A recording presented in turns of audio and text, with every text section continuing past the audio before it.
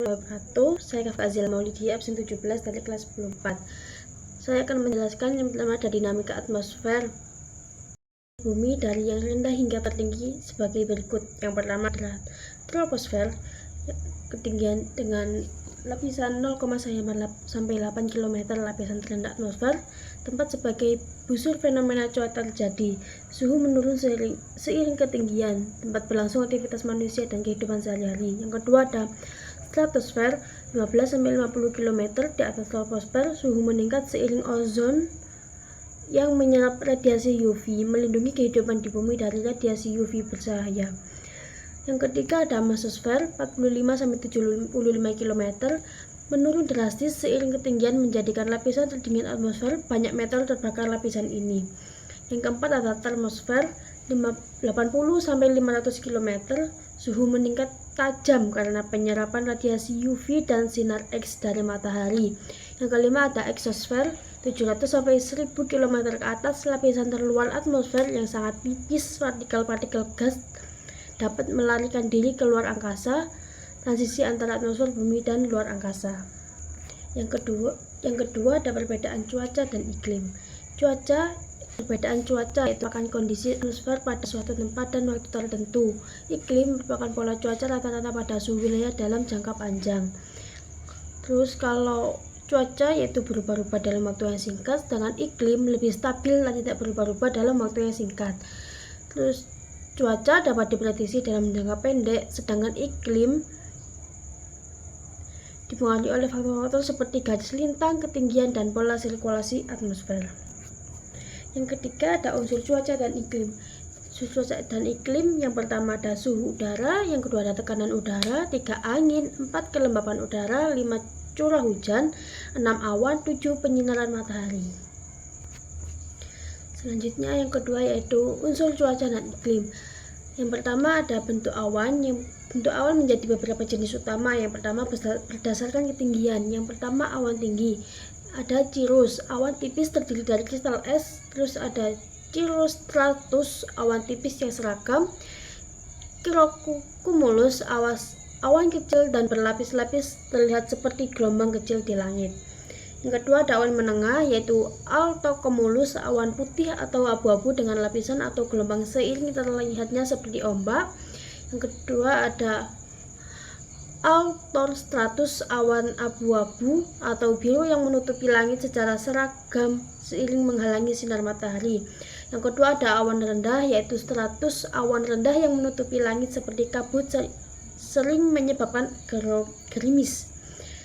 Terus ada stratocumulus, awan rendah yang menggumpal dengan warna abu-abu atau putih sering dilihat di daerah pesisir. Yang kedua ada angin. Angin dapat dibagi berdasarkan beberapa faktor seperti arah, kecepatan, dan pola pergerakan. Yang pertama ada berdasarkan arah. Angin laut yang bertiup dari laut ke darat sering kali membawa kelembapan dan menyebabkan hujan. Angin darat. Yang kedua ada angin darat, angin yang bertiup dari darat ke laut seiring kali dan lebih sejuk. Terus ada angin muson, angin yang berubah ke arah secara musuma seperti angin muson barat dan angin muson timur. Berdasarkan kecepatan, angin ringan kecepatan rendah biasanya kurang dari 10 km per jam, angin sedang kecepatannya menengah biasanya antara 10-40 km per jam, angin kencang kecepatannya tinggi biasanya antara 40-70 km per jam. Sedangkan badai kecepatannya sangat tinggi, biasanya lebih dari 70 km per jam. Yang ketiga ada hujan. Hujan dapat dibagi berdasarkan beberapa faktor seperti ukuran tetesan, intensitas, dan proses terjadinya. Yang pertama berdasarkan ukuran tetesan. Ada gerimis.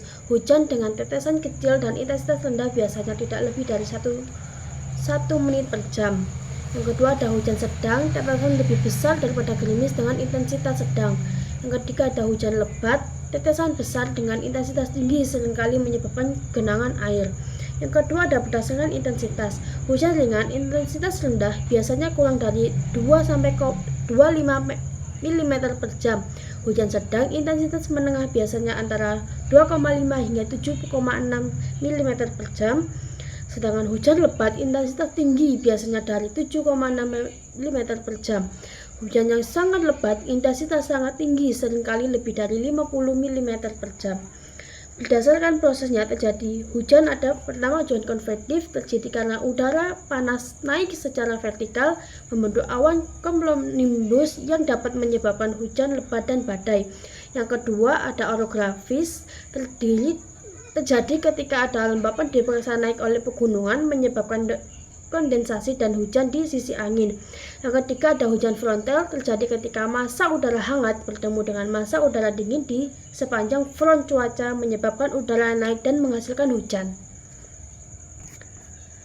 Selanjutnya ada pemanasan global. Pemanasan global adalah fenomena peningkatan suhu rata-rata atmosfer dan lautan bumi yang disebabkan oleh aktivitas manusia, terutama pembakaran bahan bakar fosil seperti minyak, gas, batu bara. Hal ini menyebabkan peningkatan konsentrasi gas-gas seperti rumah kaca di atmosfer seperti karbon dioksida dan metana yang merangkap panas dan menyebabkan suhu bumi meningkat seperti gambar contoh tersebut. Dalam pemanasan global ada yang pertama yaitu klasifikasi iklim Köppen. Adalah sistem klasifikasi iklim yang dikembangkan oleh Vladimir Köppen, seorang ahli iklim Jerman. Sistem ini membagi iklim menjadi 5 kelompok utama yaitu berdasarkan temperatur dan curah hujan. Yang pertama ada iklim tropis. Suhu rata-rata bulanan di atas 18 Celcius, curah hujan yang signifikan sepanjang tahun, hujan tropis, muson tropis, sabana tropis. Yang kedua ada iklim B yaitu kering. Curah hujan yang kecil terdiri dari beberapa tipe yaitu gurun panas, gurun dingin, semi gersang panas, semi gersang dingin. Yang ketiga ada iklim C yaitu suhu rata-rata bulan terdingin antara 0 Celcius dan 18 Celcius. Setidaknya satu bulan dengan suhu rata-rata atas 10 Celcius. Terdiri dari tipe subtropis basah, iklim laut, dan subarktik. Kedua ada iklim matahari, adalah klasifikasi iklim yang didasarkan pada jumlah radiasi matahari yang diterima oleh satu wilayah di bumi. Klasifikasi ini sederhana dan membagi bumi menjadi beberapa zona iklim berdasarkan garis lintang dan sudut datang sinar matahari. Secara umum, iklim matahari dibagi menjadi beberapa zona. Yang pertama ada zona tropis, terletak di sekitar garis khatulistiwa 0 Celcius lintang, menerima sinar matahari langsung sepanjang tahun sehingga memiliki suhu yang relatif tinggi dan stabil. Yang kedua ada zona subtropis, terletak di antara garis lintang 23,5 Celcius dan 40 Celcius, baik di belahan utara maupun selatan. Zona ini menerima sinar matahari dengan sudut yang lebih rendah dibandingkan zona tropis, sehingga memiliki variasi suhu musiman. Yang ketiga ada zona sedang, terletak di antara garis lintang 40 Celcius dan 66,5 Celcius, baik di utara maupun selatan, memiliki variasi suhu yang lebih besar dan musim panas dan musim dingin. Yang keempat zona kutub, terletak di atas garis lintang 66,5 Celcius, baik di utara Afrika maupun selatan Antartika.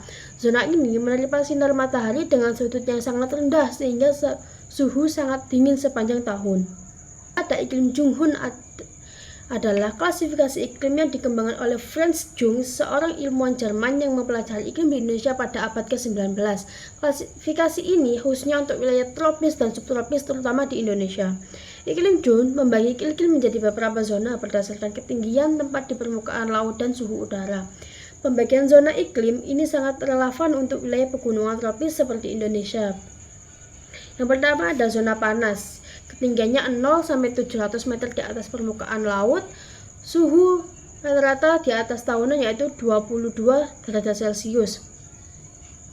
Karakteristik zona ini cocok untuk tanaman seperti kelapa, karet, dan tebu. Yang kedua ada zona sedang, ketinggiannya 700 sampai 1500 meter di atas permukaan laut. Suhu rata-rata 17 sampai 22 Celcius. Karakteristiknya zona ini cocok untuk tanaman seperti kopi, kina, dan sayuran. Yang ketiga ada zona sejuk, ketinggian 1500 sampai 2500 meter di atas permukaan laut. Suhu rata-rata tahunan antara 11 sampai 17 derajat Celcius.